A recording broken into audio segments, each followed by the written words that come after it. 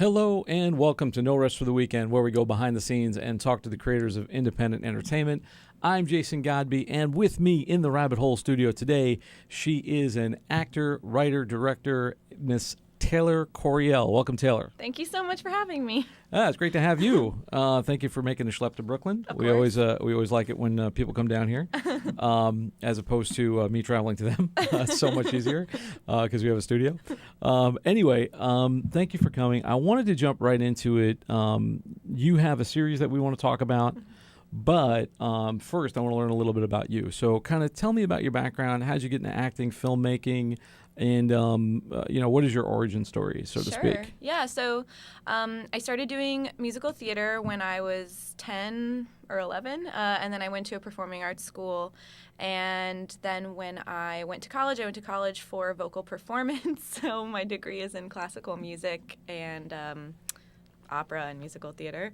And then after that, I moved to New York to pursue musical theater, and sort of in doing that, I discovered comedy through going to UCB.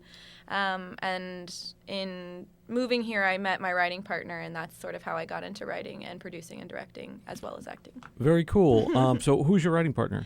For You're the Pest, which is the show that you were mentioning earlier, her name's Jasmine Romero. She's actually a producer for Gimlet Media. Okay. Yeah. And tell me a bit about You're the Pest, because that's out now. Sure. And you guys have been doing the festival circuit with it a bit, which is cool. I've been doing the festival circuit myself, schlepping around to a lot of festivals. If you watch the show, you know that. But talk to me, like, first of all, what is the show itself? Sure. And then kind of how did it come about? Like, what was the genesis of that? Yeah, sure. So You're the Pest is a comedic web series about two former friends who take over their parents' extermination company in Queens. What was the next part of the question? And how did it come about? So my writing partner, Jasmine, and I were having brunch. We live really close to each other in Astoria. And there were these dudes at a table next to us, and they were like, they had noticed that I had been studying a script before she met up with me, and they were like, "Oh, are you both actors?" And we said, "Yes, obviously." And we asked them what they did, and one of them was like a fireman, and one was like a personal trainer, and then one of them said that they were an exterminator. And he didn't necessarily look like I thought in my head an exterminator would look, because you kind of think like dads, you know? Right. And or like the guy from Arachnophobia, you know? Yeah. And so, we were like, "Oh, that's crazy. I've never met an exterminator," which is weird because you live in New York and there's pests everywhere. And so I looked at him and I was like, "Well, do you know any female exterminators?" And he said no. And Jasmine and I just sort of looked at each other, and a light bulb went off, and we thought it would be a funny idea for a show. So, newsflash, there are not a lot of women in the anti-bug business. There are not. Which, sure. So you thought, what if kind of thing. So you guys, when did this all begin? How many years in the making was this? I think we started writing neither one of us had ever written anything. And we were sort of sick of going in for the same types of roles over and over, and so we wanted to create something that spoke to our own voice. I was going in for like a lot of young mom roles, and she was going in for everybody just wanted her to be Sofia Vergara. Okay. And so we were a little sick of that, and so that's why we decided to write it. So I think that was in like 2014, and then we both kind of abandoned it a little bit because we had I booked a show. I think she was on tour, and so then we got back to it in 2015, shot the pilot at the end of 2015, aired it in 2016, and then I produced it, and I was a little burnt out, so I took a break after we released the pilot in 2016, and then sort of around this time last year was when I was like, okay, it's time to pick this back up. And I fundraised the rest of what we needed to make it. And we shot the next 6 episodes of season 1 last December, and then we aired them earlier this year in April and May. did you use crowdfunding to get it off the ground, or did you, Yes. like just, pillage from relatives and friends and stuff? No, we crowdfunded. How was that experience for you? I wouldn't wish it on my worst enemy, to be Really? honest. I hate crowdfunding so much. And in some ways it's, so we crowdfunded in 2015 I had hoped to make the entire series in 2015, and we didn't hit our goal, so I used that money to make the pilot. And then after we released the pilot, we had just a couple of people, we were fiscally sponsored by Fractured Atlas. So we sort of had a fund open if somebody wanted to contribute. And we got a couple of larger donations after we released the pilot. And so I sort of sat on that for a little while trying to figure out what I wanted to do next. And then, yes, last year we crowdfunded on Seed and Spark, which I loved doing. They are a great community, and they're really helpful. They help you tailor how you want to reach your audience. And if you look at it like that, instead of asking people for money, which always feels so strange, if you look at it as you're looking for the people who want to see what you're making, who are interested in the types of things that you do and what your voice is, whether you're a comedy writer or if you're a documentarian or anything like that. Crowdfunding is a great way, even though it's very difficult and time-consuming. It's a great way to find your audience, because once you have that base of an audience, you'll never have to you'll never have to start from scratch again. And did that work for you guys? Like, once you released the show, did you get a lot of people who were the people who were giving you money? Were they the people sharing your show online? And so you were able to kind of build a community around the show? Absolutely. I think that's a part of the... We did a show on crowdfunding with my friend John Trigonis, who wrote a book on it, and he always says that the crowd comes before the funding. Oh, for sure. Like the funding is sort of a byproduct of building an audience. Yep.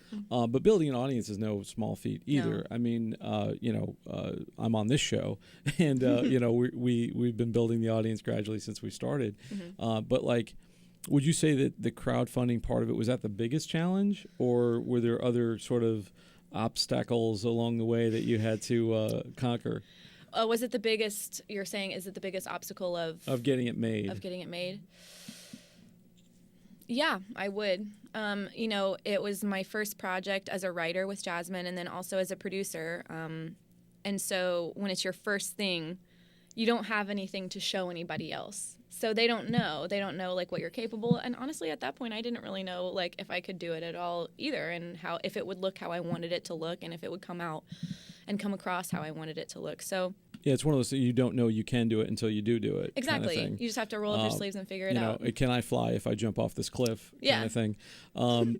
With the production of it, that sounds like a horrible idea. Yeah, I know, but I think it's a good analogy for filmmaking. No, definitely, because, especially on your first project. Your first time out, it's always. I mean, I know my first film was kind of a disaster at first, and had to be rebuilt. And when young people tell me I want to do this thing, I'm like, wait a second. How much planning have you done? Have you written this to something that's like you can make, as opposed to something that you've seen that you think you can make? Because I don't think a lot of people get that. And nowadays with television, we did the New York Television Festival. I just did IFP Week this year. Sure. And been learning about pitching TV and what they're looking for. And oftentimes, when you have a series, it's a different route because you've already produced this thing and it's already online, as opposed to I wrote a script, just I'm trying to pitch. So, and putting a pitch deck together and trying to raise money through a network and stuff. So it's a different roundabout sort of thing. And I feel like web series these days, it depends on where you are, but it can be a nice resume because, like you said, you haven't had anything before. So it's like even if you did want to pitch it somewhere, they'd say, "Oh, what is this?" And people give me it's a comedic web series about two former friends who take over their parents' extermination company in Queens. A lot of people laugh, and then they're like, "What does that look like?" And I'm like, "Well, now you can watch."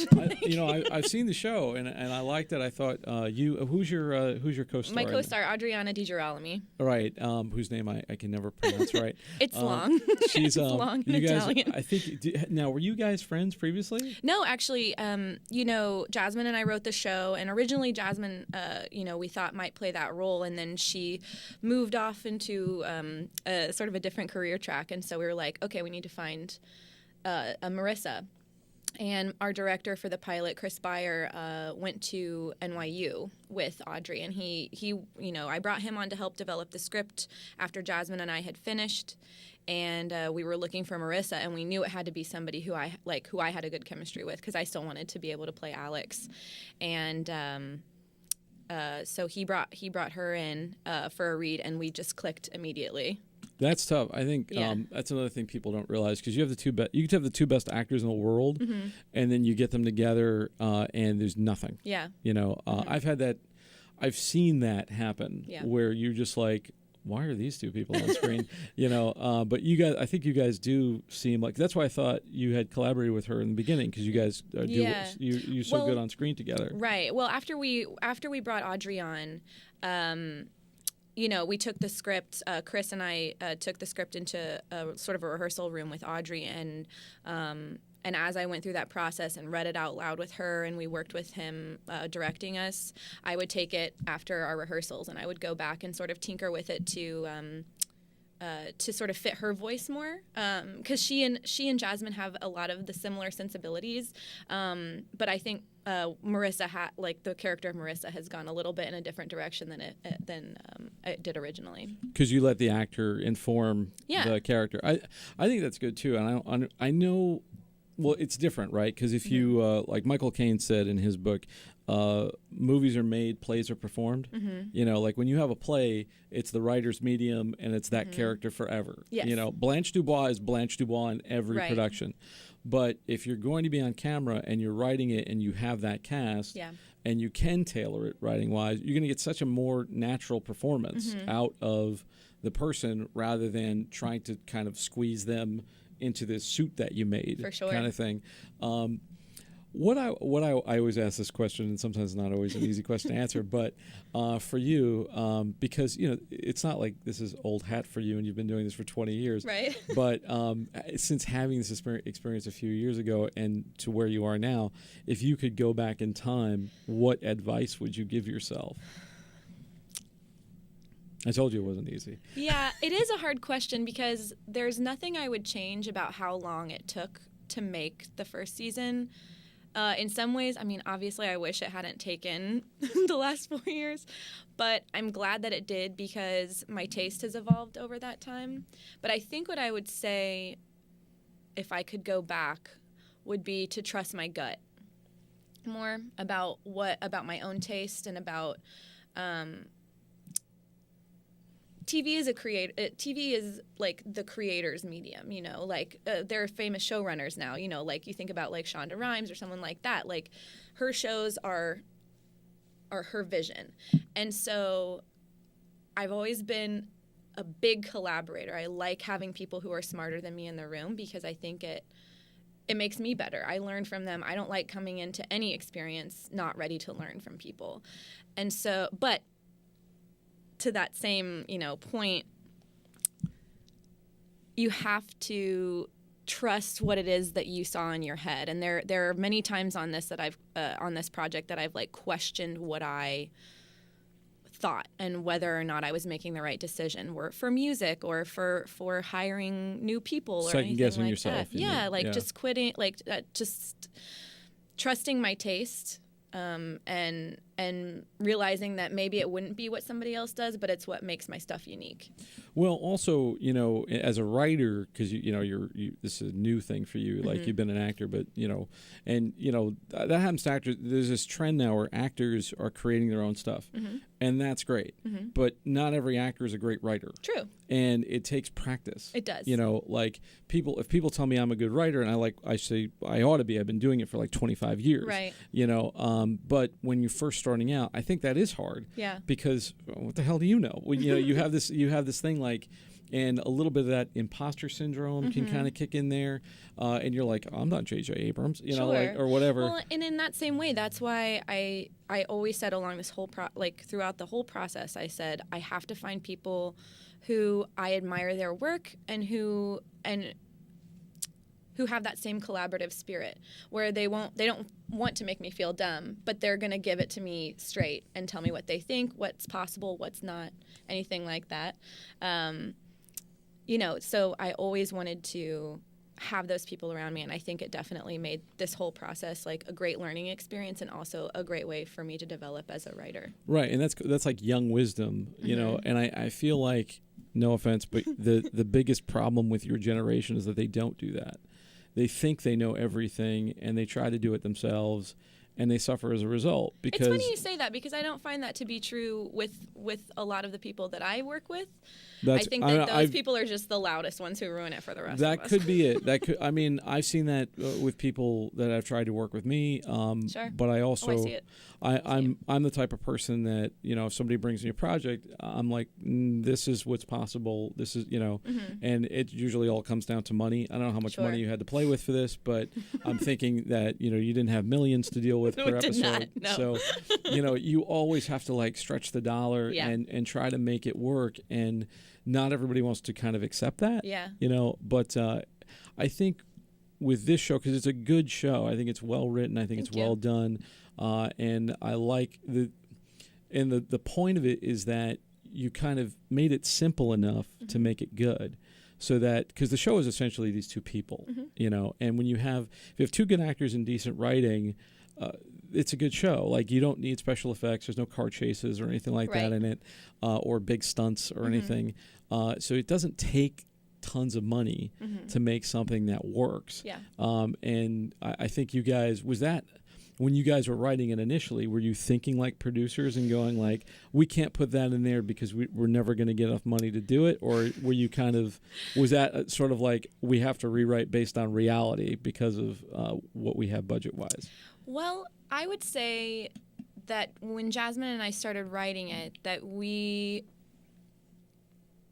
wrote the show that we believed in the most, and I've, ever since we wrote this, you know, the first season of this, and we've produced it and everything, I've been brought on board to help a lot of other creators with their scripts and to work on their own projects. And so the first thing I always tell them, because a lot of people jump to that and they say, well, I don't know if I'm gonna have the money to do it, and I'm like, write your dream script, write your perfect show, write your perfect script, and then we will see what we can make happen. If you're scrappy and if you can think creatively, that's one of the things I like best about low budget things, is that it forces you to think creatively. And I think that that's what is so cool about indie TV right now. You know, I'm going to all these festivals with the show, and I'm seeing these like really innovative ideas that people have that they're making for like no money. And it's like, you hear all the time, there's no new ideas. Well, then you're not watching anything that's being independently produced. Well, there's probably not that many I don't know if there's any new stories left, but there are new ways to tell them. Absolutely. And I think you can find them. And I think hell, I've been in the no budget game and it's exhausting. It's so exhausting. As somebody gives me a budget, I'm like, thank you, God. But it does force you to be creative. Yeah. Like, you have to, you know what? No, we don't have this, but we can do have this. This. Yeah, and we can make the best of it. It's just about making the best of your resources. And, you know, like with you, you knew that, like, whatever it comes down to, it's about these two women. Yeah. And if I have these two women and they're making people laugh and the relationship is real, then I got a good show. Yeah. So everything else is like sort of, you know, dressing. It's icing on top kind of thing. The one thing with this show that we had was the extermination stuff. And for a little while, I remember Jasmine looked at me and she's like, where are we going to get this thing? And I was like, we'll figure it out. And honestly, it was such a lucky moment when I went and I looked in Astoria. I knew I wanted to shoot the show in Astoria because nobody ever sets anything. Like, people shoot in Astoria, but they never set anything there. And so I was like, we have to shoot this whole thing there. It's my neighborhood. I love it.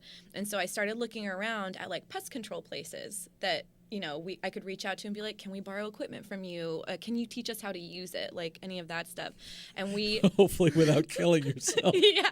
Because it's like toxic chemicals. There's like toxic chemicals. They didn't give me any chemicals, but they gave us good. like the, you know, You weren't And, actually trying to kill rodents and insects. No. Oh, that's good. But we really lucked out with Standard Pest Management, which is where we shot, like 4 out of the 7 days that we shot was with these people in Queens. And, Gil, the guy who owns it, was extremely generous with his knowledge and his time and stuff. And the first time I walked in with my co-producer and my director for the season, Adrienne Levitt, and we just looked at it, and it was just like, it was so lived in. It's a family company, and, they had, like, the light switch plates on the wall had bugs on them, and, like, they're, like, all of these little, like insect and rodent toys, and they had posters up, and, like, there was no way I could have ever gotten that with, like, a breather space and set dressing. It was just, like, it was not that so would have perfect. taken you a year to dress. Yeah, I mean, and it was so perfect. That's and, a great idea. To just, like, and were they into it? Were they like, yes, so we need a show about exterminators? They were so into it. And That's Gil awesome. Gil, we communicate every once in a while, and the pest control community has been very accepting. I did a podcast, a couple months ago.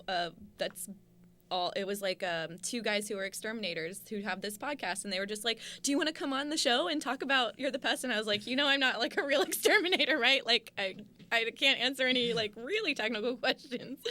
But that's awesome, though. Yeah. I mean, you guys are like the Wonder Women of exterminators. You know, like thank you. that's you're breaking new ground. Yeah, it's fun. That's what makes the show original. Because you're not doing a show about 2 actors or something. Yeah. It's And they always say, and sorry to interrupt, yeah, but go ahead. People always say when you're writing something and it's your first thing, write what you know. And absolutely. But when you boil down You're the Pest, yes, it has all these trappings of being about exterminators, and Marissa is a former Miss New York, and Alex failed out of the police academy. But when you get down to the nitty-gritty of what that show is about, it's about 2 people who are in their late 20s who are sitting here being like, okay, well, the thing that I've always wanted, I've either accomplished or I don't have the opportunity to do it anymore. What do I do now? And to me, that was something that's universal in people that are my age. In their late 20s, early 30s, you're sitting here being like, okay, well, I moved to New York to be an actor, and it's not going well. And I don't think I want to be an actor anymore. What do I want to do now? Am I failing because because my dream didn't work out, or because my dream has changed for what I want? And I think I am writing what I know. It's just I put on an extermination suit. I think make it silly. I think it's good too, because that's the central theme that carries everything through. Like, I remember when I was writing one of my first plays, one of the first things I ever wrote. Every time I got stuck on the in the second act or whatever, Mm-hmm. I'd just be like, "What is it about?" Oh, it's about friendship. It's about these 3 Mm-hmm. guys trying to do something or whatever, and that always brought it back home. Yeah. And that, I think that's another thing people don't realize when they start to write. Is like, what are you writing about? Right. And what are the human relationships in it? Because if we don't care about those people, we don't care about your show. Exactly. And the laughs don't mean anything. Right. It's like when you have an elaborate action sequence, but you don't know who the characters are. You're like, I don't know who to root for. It's like watching a Transformers movie. It's like, you see these big 2 CGI things, and you're like, but they don't have any characters. Is that the good one or is that the bad one? Sure. I don't know. Yeah. So like, but you guys, at the heart of it is that relationship and these 2 people, and it's a coming of age story in a way, I guess. It's coming of age, and it's a quarter life crisis, I think they call it. Sure, quarter life crisis, and their friendship definitely is very central. The idea of like, what does it mean to create a family for yourself when yours isn't around anymore? Those are all things that I know. I'm from Kentucky. My family lives 1,000 miles away. I don't get to see them, but I have like a community of friends here that I rely on. And that's a genuine New York theme. Like, Absolutely. I don't know any New Yorker that hasn't had to do that. I have a family of people here. I don't see my family, and especially if you're in the creator community, like you need those people. Yeah. Because one day they're buying you a beer when you're sad, and the next day they're holding the boom mic for you. Yeah. For sure. Anyway, I'm going to wrap up shortly, but Sure. Tell us what else do you have on the horizon? What other upcoming projects can people find you in? Sure. Well, other than You're the Pest, which you should all check out, I'm actually currently in the beginning of an off-Broadway run of The Office, a musical parody, at the Jerry Orbach in Manhattan. Who do you play in that? Pam. Perfect. It's the best. Super funny. We just started previews, and so it's an open-ended run. So that's going on for a while.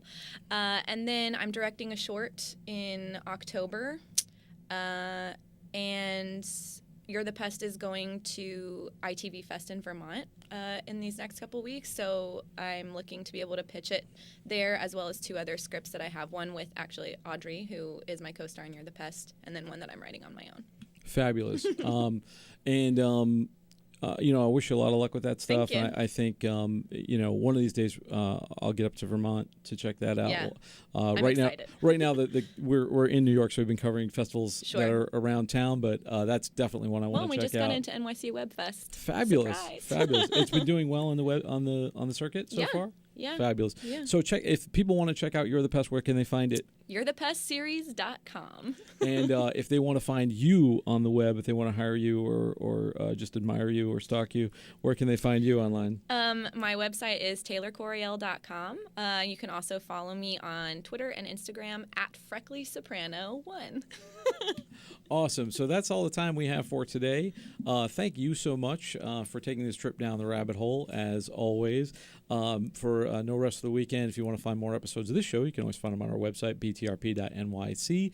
We're also on YouTube and Facebook. And you can find us on all the major podcast channels if you're a listener. So Anchor, iTunes, Stitcher, Google Play, etc., all those fun places you like to listen to podcasts. Once again, I'd like to thank my guest, Taylor Coriell. Thanks for coming. Thanks for having me. And from Behind the Rabbit Productions, I'm Jason Godbey. Thanks for joining us, and we'll see you next time.